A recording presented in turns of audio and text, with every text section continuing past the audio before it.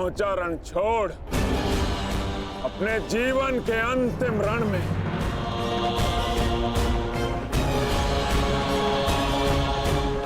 तो कर्ण को छल करके अपने साथ ले गया ताकि युद्ध को टाल सके। और आया भी तो निहत्था बिना सेना के, परंतु फिर भी मैं प्रस्तुत हूं। आज मैं तुझे समाप्त कर दूंगा कृष्ण। विकास के प्रयास को प्रशंसा मिलती है जरासंध, विनाश के प्रयास को नहीं।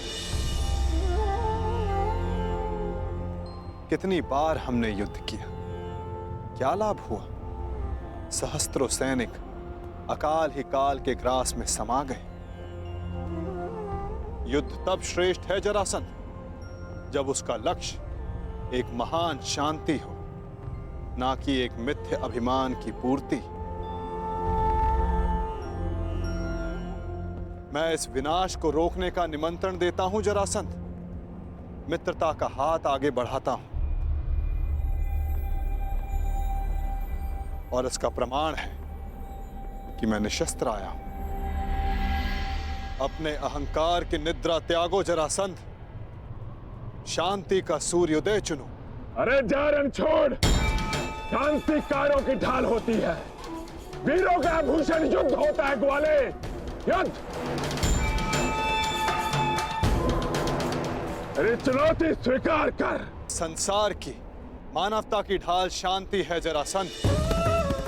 जिसके पास विनाश की शक्ति हो उसे शांति का विकल्प पहले चुनना चाहिए। वीर वो नहीं जो पल पल में युद्ध को उपस्थित हो जाए, वीर वो होता है जो जब तक संभव हो युद्ध को टाले। तुम्हारे नाम में ही संधि है, तो फिर क्यों युद्ध के कंकड़ से शांति का पात्र तोड़ते हो जरासंध? यदि शांति का पात्र छलका तो विनाश पहाड़ आएगा। मैं कोई मथुरा का ग्वाला नहीं जो तुम्हारी इन मीठी मीठी बातों में आ जाऊं। तुम्हारे उद्देश्यों के बाणों का जरासंध के कवच पर कोई प्रभाव नहीं पड़ेगा।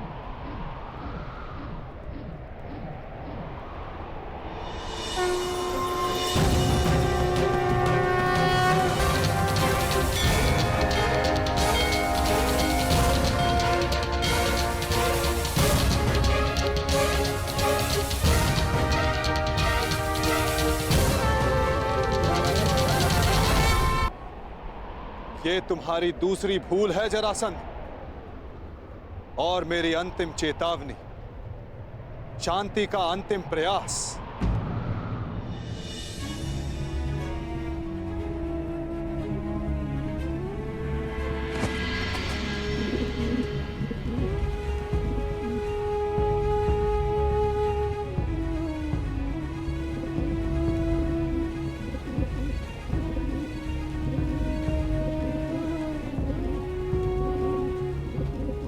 सुन रहे हो जरासंध? ये अबोध भी कह रहा है कि शांति रखो। इसके स्वर के बीच के विराम की शांति अनुभव करो जरासंध।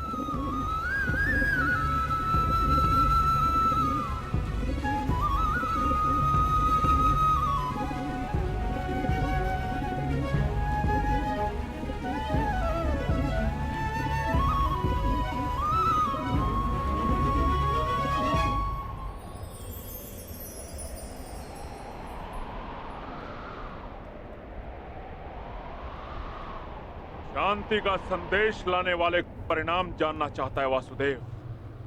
तो देख,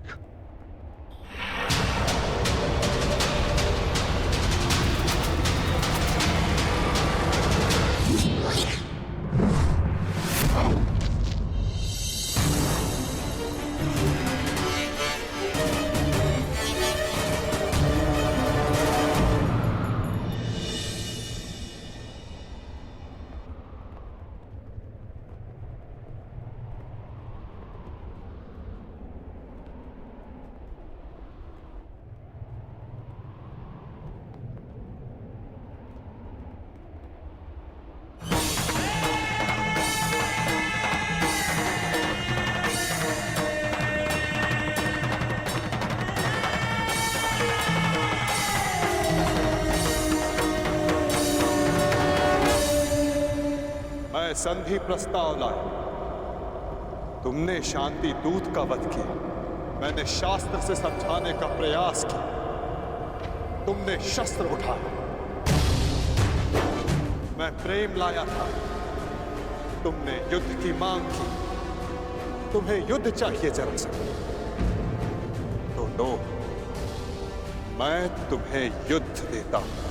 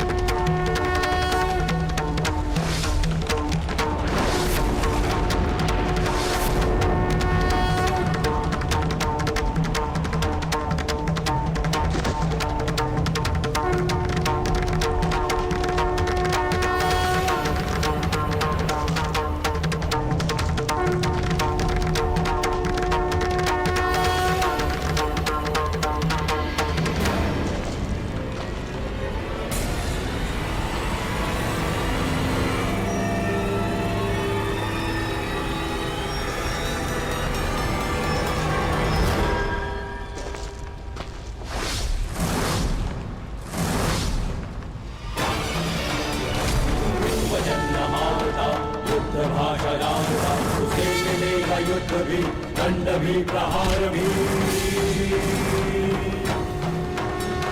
दम कटेगा पाप का, नाश होगा नीच का, दमन करेंगे वासुदेव उसका अहंकार भी।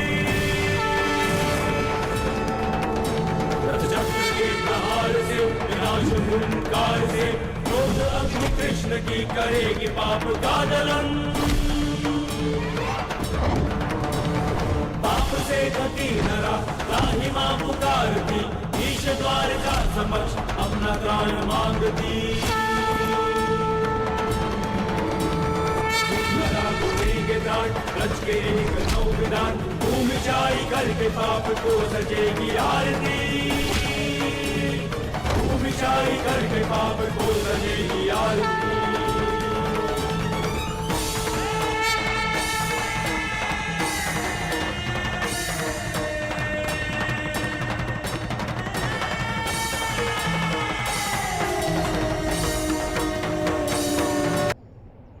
तीसरी परीक्षा? ये आप क्या कह रहे हैं अंगराज?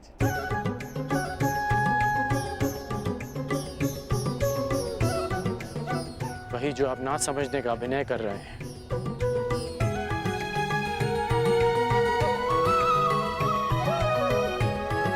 मेरे गुरु परशुराम ने मुझे मानव के त्रिगुण व्यवहार को समझने का ज्ञान दिया है। मानव का व्यक्तित्व राज, सत्व और तम गुणों के संतुलन से बनता है।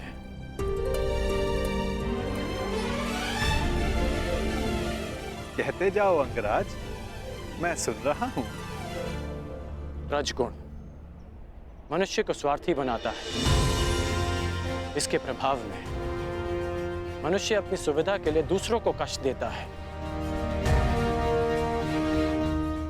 इसलिए मेरी पहली परीक्षा में लक्ष्य प्राप्त करने के लिए मुझे जल जीवों का नाश करना था। परंतु तुम रजगुण के प्रभाव को संतुलित करने में समर्थ रहे। और दूसरा गुण है सत्व गुण, जो मनुष्य को पवित्र बनाता है। उसमें दया प्रेम जैसे गुणों का संचार करता है। परंतु उस पर नियंत्रण ना रखा जाए तो ये भले बुरे में अंतर करने की मति हर लेता है। मनुष्य को हर ओर अच्छाई दिखती है, वो आभासी शांति को सत्य समझ लेता है और बुराई का अंत नहीं कर पाता। हाँ, परंतु तुमने सत्व गुण को भी नियंत्रण में रखा।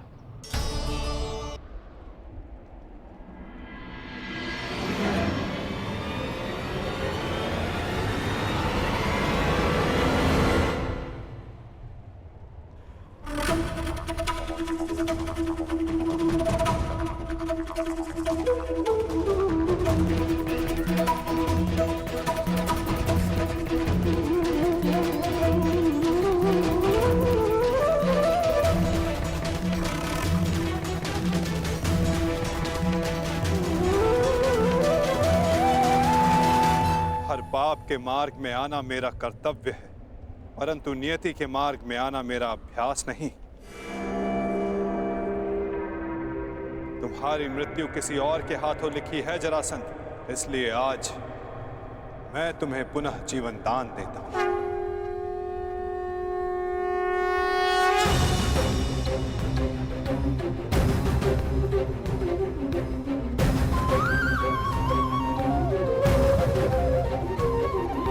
यदा यदा हि धर्मस्य ग्लानिर्भवति भारत अभ्युत्थानमधर्मस्य तदात्मानं सृजाम्यहम्।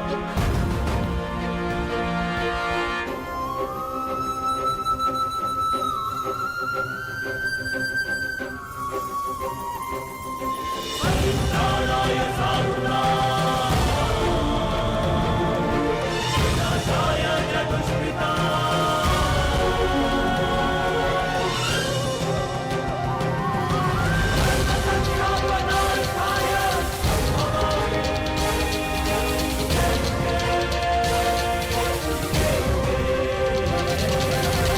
क्या हुआ? युद्ध में सम्मिलित होने आए थे ना? युद्ध नहीं किया? आपने मुझे विकल्प चुनने को कहा, परंतु अवसर नहीं दिया। अब अनुभव हुआ कि मुझे यहाँ युद्ध में सम्मिलित होने के लिए नहीं, युद्ध का साक्षी बनने के लिए लाया गया था। अनगिनत जरासंधों से भरे इस संसार में एक कर्ण से वार्तालाप करके अच्छा लगा। तुम अब भी भ्रम के पार देख सकते हो कर्ण। युद्ध समाप्त हुआ और तुम्हारे वचन पूर्ति का उपकर्म भी।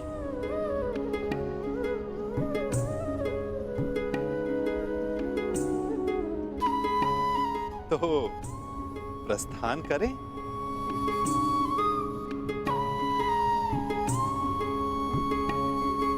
रुकिए।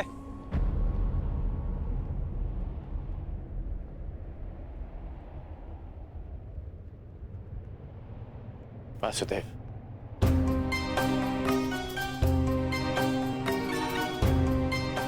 अपने आप नटवर है और ना मैं रथी,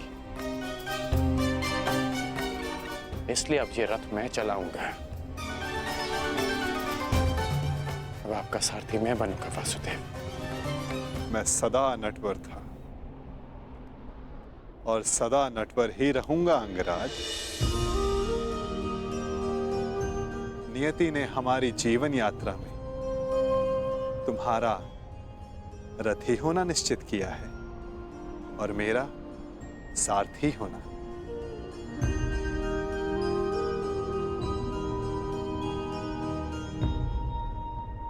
जो मन में है कह डालिए अंगराज। युद्ध ना कर पाने का खेद है? नहीं, क्योंकि जिस युद्ध में आप सम्मिलित हो वहां किसी और का युद्ध करना व्यर्थ है।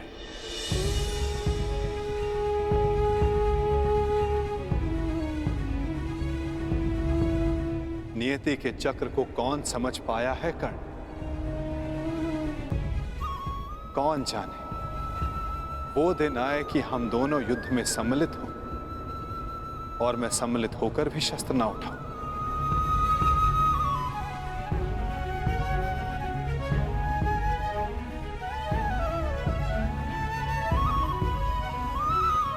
अरे अरे, इतना गंभीर क्यों हो गए? मेरी हर बात पर विश्वास करोगे तो चले जाओगे, और यदि मेरी हर बात पर अविश्वास करोगे तो अधिक चले जाओगे। अब सोचने में ज्यादा समय व्यर्थ मत करो कर्ण, रथ पर बैठो। क्या अब भी कोई यात्रा शेष है?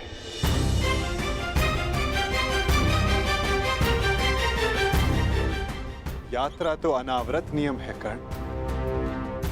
तुम्हारी मगध की यात्रा समाप्त हुई, हो सकता है कहीं और किसी नई यात्रा का प्रारंभ करने जा रहे हैं।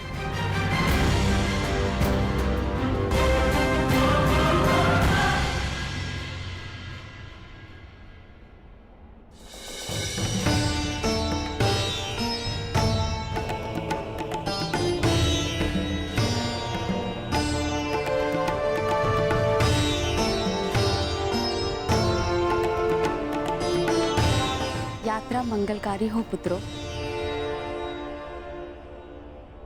हाँ युवराज, तुम्हारी कीर्ति की अग्नि से वारणावत की हर दिशा प्रकाशित हो।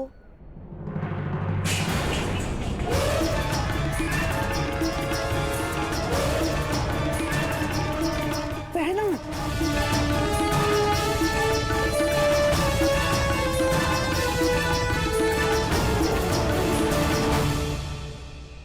ये तो अपशगुन है। यात्रा प्रारंभ करने से पूर्व आरती की थाली गिरना, ये अशुभ संकेत है। मुझे लगता है कि आप लोगों को ये यात्रा स्थगित कर देनी चाहिए।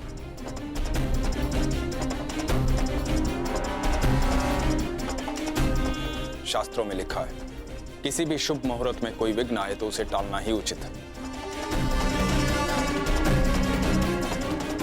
भ्राता विदुर कह रहे हैं तो यात्रा स्थगित ही कर देनी चाहिए।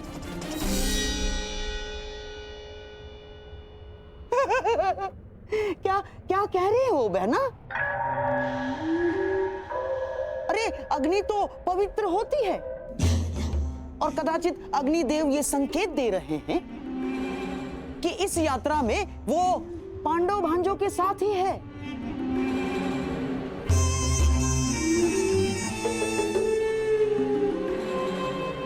परंतु महामंत्री, आप तो स्वयं नीति कुशल हैं।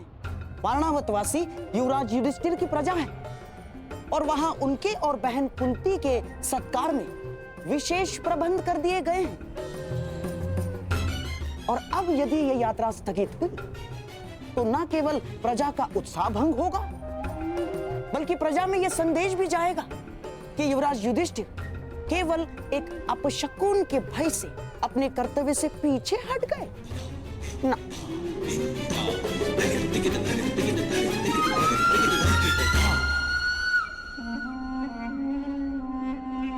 महामंत्री, ये युवराज युधिष्ठिर का अपयश होगा। परंतु यहाँ युवराज की सुरक्षा का प्रश्न है। सुरक्षा? महामंत्री, जिसके साथ भीम और अर्जुन जैसे महाबलशाली भाई हों, जिन्होंने पांचाल को बात ही बात में परास्त कर दिया हो, उन्हें किसका भय? मामा, श्री का मत उचित है काकाश्री, परंतु आपकी मंत्रणा भी आवश्यक है। यदि आप कहेंगे तो हम नहीं जाएंगे।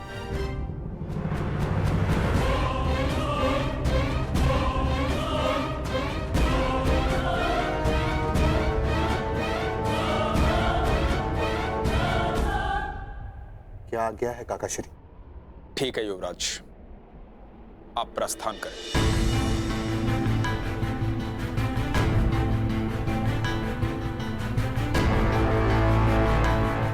यात्रा मंगलमय हो।